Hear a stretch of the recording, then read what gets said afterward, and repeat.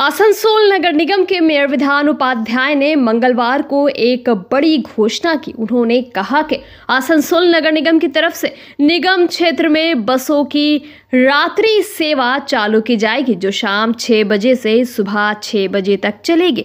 इसके लिए आसनसोल नगर निगम द्वारा बस खरीदा जाएगा। मेयर विधान उपाध्याय ने बताया कि आसनसोल नगर निगम SBSTC से 10 छोटे बस और 2 बड़े बस खरीदेगा। ये सारी बसें जब आसनसोल नगर निगम के पास उपलब्ध हो जाएगी, बसों की रात्रि सेवा चालू हो जाएगी। उन्होंने कहा कि मेन रोड पर आसनसोल से कुल्टी, आसनसोल से बर्नपुर, जमुड़िया, रानीगंज तक ये बस सर्विस चालू होगी। इसे लेकर जब हमारे प्रतिनिधि ने कुछ लोगों से बात की तो उन्होंने आसनसोल नगर निगम के इस फैसले का स्वागत किया।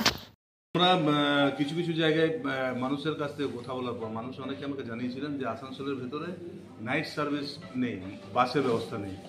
তো এটা ভেবে আমরা আসানসোল কর্পোরেশন থেকে অলরেডি আমরা 10টা বাস কেনার জন্য দিয়েছি এক জায়গায়, মানে SBSTC-তে, এবং দুটো বড় বাস প্রায় 4 কোটি টাকা দিয়ে ওটার আমরা অর্ডার করেছি। বাসগুলো এলে আমরা নাইট সার্ভিস চালু করব পুরো আসানসোল কর্পোরেশনের মধ্যে। মানে প্রথমত আমরা চেষ্টা করবো আসানসোল থেকে বার্নপুর, আসানসোল থেকে কুলটি, আসানসোল থেকে রানীগঞ্জ, আসানসোল থেকে জামুরিয়া, মেন রোডের উপরে দেবো আমরা।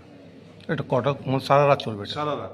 যদি সন্ধ্যে 6টার সময় শুরু করি তো সকাল 6টা পর্যন্ত তাদের ডিউটি। হ্যাঁ, ভালো, এটা সবারই পক্ষে ভালো।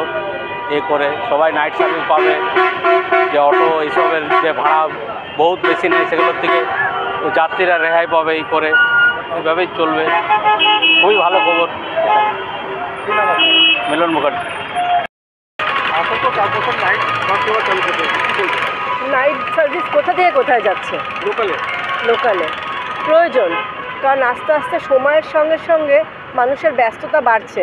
আগে যেমন রাত্রে সবাই ঘরে থাকতো, এখন তো থাকে না। টোটো অটো না থাকলে মানুষ খুব অসহায় হয়ে যায়। আমি স্বাগত জানাচ্ছি এই অবস্থাকে। আমার নাম অপরাজিতা সেন।